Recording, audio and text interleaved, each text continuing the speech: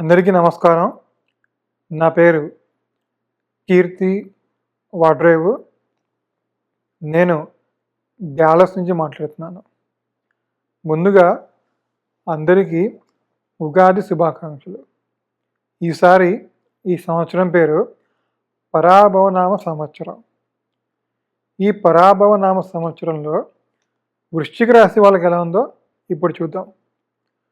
వృశ్చిక రాశి వాళ్ళకి ఈసారి ఆదాయం 11, వ్యయం 5, రాజపూజ్యం 2, అవమానం 6. ఈసారి ఈ రాశి వాళ్ళకి 4 పెద్ద గ్రహాలు అయినటువంటి గురువు, శని, రాహు, కేతు ఎలా ఉన్నారో ఇప్పుడు చూద్దాం. సో గురుగ్రహం జూన్ 1, 2026 వరకు మిథున రాశిలోను, జూన్ 2, 2026 నుంచి కర్కాటక రాశిలోకి ప్రవేశిస్తున్నాడు అనమాట. కర్కాటక రాశి వృశ్చిక రాశి వాళ్ళకి నవమ స్థానం, 9th హౌస్. 9th హౌస్లో గురు సంచారం అత్యంత యోగదాయకమైన సంచారం అన్నమాట. సో బేసికల్గా నైన్త్ హౌస్ అంటే ఏంటంటే భాగ్యస్థానం, మన luck, fortune, higher knowledge, higher education, మన భాగ్యం, గురువులు, దీన్ని అంటే ఫాదర్, వీటినన్నిటినీ ఇండికేట్ చేస్తుంది అన్నమాట. సో ఎప్పుడైతే 9th హౌస్లోకి గురువు వచ్చాడో వృశ్చిక రాశి వాళ్ళకి ఇవన్నీ గ్రో అవుతాయి అన్నమాట. సో మెయిన్గా భాగ్యస్థానం. సో గురువు భాగ్యస్థాన కారకుడు అనమాట. అంటే గురువు 9th హౌస్ కూడా కారకుడు. సో గురువు 9th హౌస్లో ఉండడం బట్టి మీ లక్, మీ ఫార్చ్యూన్, మీ భాగ్యం అనేది డెవలప్ అవుతుంది అన్నమాట.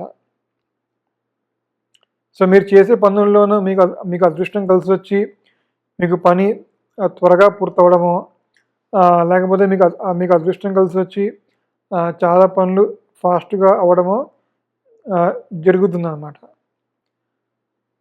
సో 9వ స్థానం ఇంకా హయ్యర్ నాలెడ్జ్, హయ్యర్ ఎడ్యుకేషన్.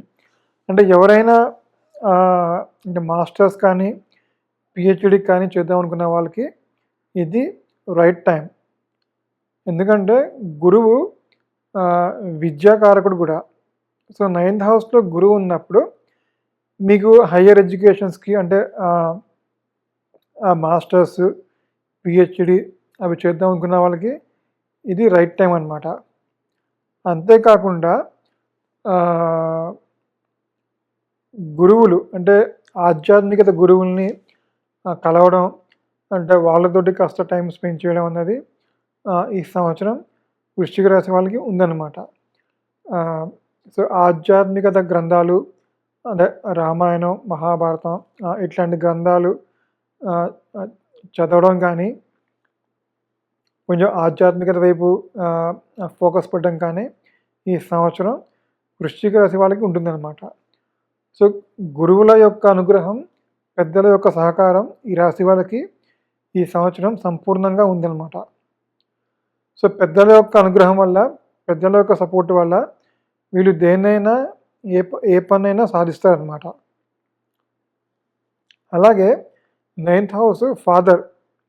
మీ ఫాదర్ కానీ అంటే మీ పితృకి సంబంధించిన ప్లేస్మెంట్ ఇది. సో మీ ఫాదర్కి కూడా అంటే వాళ్ళ గ్రోత్, వాళ్ళకు కూడా ఈ సంవత్సరం చాలా అనుకూలంగా ఉంటుందన్నమాట. అంటే మీ జాతకం బట్టి మీ ఫాదర్కి కూడా అంటే మీ తండ్రి గారికి కూడా బాగుంటుందన్నమాట. సో ఓవరాల్గా గురువు 9th హౌస్లో సంచారం అత్యంత యోగదాయకంగా ఉంటుందన్నమాట. చాలా చాలా బెనిఫిషియల్. మీకు లక్ విషయంలో కానీ, హైయర్ ఎడ్యుకేషన్ విషయంలో కానీ, ఇవన్నీ వీటి విషయాల్లో మీకు బాగా అనుకూలంగా ఉంటుందన్నమాట. సో ఇది గురువు ఇచ్చే ఫలితాలు ఈ సంవత్సరం వృశ్చిక రాశి వాళ్ళకి. ఇంకా నెక్స్ట్ శనిగ్రహం గురించి చూద్దాం. శనిగ్రహం ఈ సంవత్సరం అంతా పంచమ స్థానంలో సంచారం అనమాట. పంచమ స్థానం ఇంటెలిజెన్స్, చిల్డ్రన్, ఎడ్యుకేషన్, క్రియేటివిటీ వీటిల్ని ఇండికేట్ చేస్తుందన్నమాట. సో పంచమంలో శని ఏంటంటే కొంచెం ఎడ్యుకేషన్లో అంటే అంటే అంటే లోవర్ ఎడ్యుకేషన్, హైయర్ ఎడ్యుకేషన్ కాదు, అంటే ఎవరైనా స్కూల్కి వెళ్ళే పిల్లలు ఆ ఎడ్యుకేషన్స్లో కొంచెం ఇబ్బందులు, కొంచెం డిలే అవ్వడానికి అవకాశం ఉందన్నమాట. సో ఎవరైతే కొంచెం స్కూల్ ఎగ్జామ్స్ కానీ ఆ స్కూల్ ఎగ్జామ్స్కి ప్రిపేర్ అవుతున్నారో వాళ్ళు కొంచెం కష్టపడి చదవాల్సి వస్తుందన్నమాట. సో వాళ్ళు కష్టపడి చదివితేనే వాళ్ళకి అంటే వాళ్ళ ఎగ్జామ్లో పాస్ అవ్వడం కానీ వాళ్ళకి మంచి మార్కులు రావడం అనేది ఉంటుంది. సో అంటే బేసిక్ ఎడ్యుకేషన్ విషయంలో శని కొంచెం అవరోధాన్ని క్రియేట్ చేస్తాడు. అదేవిధంగా చిల్డ్రన్ సంబంధించిన వ్యవహారాల్లో కొంచెం పని పెరుగుతుందన్నమాట. అంటే ఈ సంవత్సరం ఎవరైనా పిల్లలకి పెళ్లి చేద్దాం అనుకున్నా, చదువు విషయాల్లో అయినా కొంచెం పిల్లలకి సంబంధించిన రెస్పాన్సిబిలిటీ కొంచెం పెరుగుతుంది వృశ్చిక రాశి వాళ్ళకి. కొంచెం అన్నెసరీ చికాకులు కానీ అనవసరమైన ఆందోళనలు ఎదుర్కొనే అవకాశం అయితే ఉంది. కానీ ఈ శని మీద 9th హౌస్లో ఉన్న గురువు ఆస్పెక్ట్ ఉంది కాబట్టి ఇట్లాంటి చిన్న చిన్న అడ్డంకులు, చిన్న చిన్న అవరోధాలు ఉన్నా వాటిని మీరు ఓవర్కమ్ చేస్తారు. ఎందుకంటే గురువు యొక్క పాజిటివ్ ఇంపాక్ట్ ఉంది కాబట్టి ఇట్లాంటి చిన్న చిన్న అబ్స్టకిల్స్ కానీ ఎడ్యుకేషన్ విషయంలో లేకపోతే చిల్డ్రన్కి సంబంధించిన వ్యవహారాల్లో ఏమైనా అడ్డంకులు, అవరోధాలు ఉన్నా గురుబలం బాగుంది కాబట్టి వీటిని ఓవర్కమ్ చేస్తారనమాట. సో ఇది శనికి సంబంధించిన ఫలితాలు. నెక్స్ట్ మనం రాహు, కేతు. సో రాహుకేతువులు డిసెంబర్ 5, 2026 వరకు కేతు సింహంలోను, రాహు కుంభంలోను, డిసెంబర్ 6, 2026 నుంచి కేతు కర్కాటకంలోను, రాహు మకరంలోకి ప్రవేశిస్తున్నాడు అనమాట. సో ఇది వృశ్చిక రాశికి రాహు 3వ స్థానం అవుతుంది, కేతువు 9వ స్థానం అవుతుంది అన్నమాట. సో 3ంట రాహు యోగిస్తాడు. సో 3ంట రాహు మీ కరేజ్, సెల్ఫ్ ఎఫర్ట్, కమ్యూనికేషన్ ఇవన్నీ గ్రో అవుతాయి అన్నమాట. సో మీరు ఏ పని చేసినా కరేజియస్గా సెల్ఫ్ ఎఫర్ట్ పెట్టి ఫుల్ ఎఫర్ట్ పెట్టి పనిచేస్తారనమాట. అంటే అలా పనిచేసే వాళ్ళకి రాహు అనుకూలంగా ఈ ఇయర్ ఉన్నాడు. బట్ బేసికల్గా వృశ్చిక రాశి వాళ్ళు ఈ సంవత్సరం మంచి కరేజియస్గా సెల్ఫ్ ఎఫర్ట్ పెట్టి అన్ని పనులు సాధిస్తారనమాట. సో దానికి తోడు మీకు లక్, దైవానుగ్రహం కూడా ఉంది కాబట్టి మీరు చేసే పనుల్లో మీరు సక్సెస్ అవ్వడానికే ఆస్కారం ఎక్కువ ఉందన్నమాట.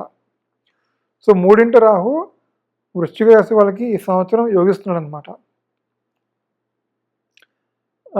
అలాగే 9th హౌస్లో కేతు, నవమంలో కేతు. సో నవమంలో కేతు కొంచెం ఫ్లక్చువేషన్స్ అంటే ఈ ఆధ్యాత్మికత విషయంలో కానీ అప్పుడప్పుడు అంటే లక్, ఫార్చ్యూన్ విషయంలో కొంచెం ఫ్లక్చువేషన్స్ క్రియేట్ చేయడానికి ఆస్కారం ఉందన్నమాట. కానీ గురువు కేతువుతో పాటే గురువు కూడా 9th హౌస్లో ఉన్నాడు కాబట్టి మళ్ళీ అది నార్మల్ స్టేట్‌కి వస్తుందన్నమాట. అంటే కొంచెం అప్పుడప్పుడు కొన్ని విషయాల్లో తడబడిన, కొన్ని విషయాల్లో అంటే ఫ్లక్చుయేట్‌గా ఉన్న, ఆహ్, డైల డైలమాలో ఉన్న మీకు గురువు అనుగ్రహం, పెద్దల యొక్క గైడెన్స్ వల్ల మళ్ళీ మీరు బ్యాక్ ట్రాక్‌లోకి వస్తారనమాట. సో, కేతు కొంచెం యావరేజ్‌గా ఉన్న, రాహు మాత్రం ఈ సంవత్సరం వృశ్చిక రాశి వాళ్ళకి యోగిస్తున్నాడనమాట. సో, ఓవరాల్‌గా వృశ్చిక రాశి వాళ్ళకి ఈ సంవత్సరం గురువు, రాహు మంచి ఫలితాలు ఇస్తున్నారు. శని, కేతువు కొంచెం యావరేజ్‌గా ఉన్నారనమాట. సో, మీరు ఖచ్చితంగా మీకు దగ్గరలో ఉన్న శివాలయానికెళ్ళి శివుడికి అభిషేకం చేయించుకుంటే కనుక శని, కేతువుల యొక్క ఆహ్, ఆహ్, నివారణ అవుతుందనమాట. సో, శనికేమో శివుడికి అభిషేకం, కేతువుకేమో వినాయకుడికి పూజ. సో, వీళ్ళిద్దరికీ పూజ చేస్తే కనుక ఈ 2 గ్రహాల నుంచి వచ్చే ఏమైనా చిన్న నెగెటివ్ ఇంపాక్ట్స్ ఉన్నా అవన్నీ తొలగిపోయి మీకు అంతా మంచిగానే ఉంటుందన్నమాట. సో, ఓవరాల్‌గా వృశ్చిక రాశి వాళ్ళకి గురువు, రాహు యోగిస్తున్నారు. వీళ్ళ ఇద్దరి బలం వల్ల ఈ సంవత్సరం మీరు చేసే అన్ని పనుల్లోనూ సక్సెస్‌ఫుల్‌గా ముందుకెళ్తారనమాట. సో, ఇది నాకు తెలిసినంత వరకు వృశ్చిక రాశి గురించి. మళ్ళీ ఇంకో రాశితోటి ఇంకో వీడియోతో మళ్ళీ కలుద్దాం. అంతవరకు థ్యాంక్ యూ. బాయ్.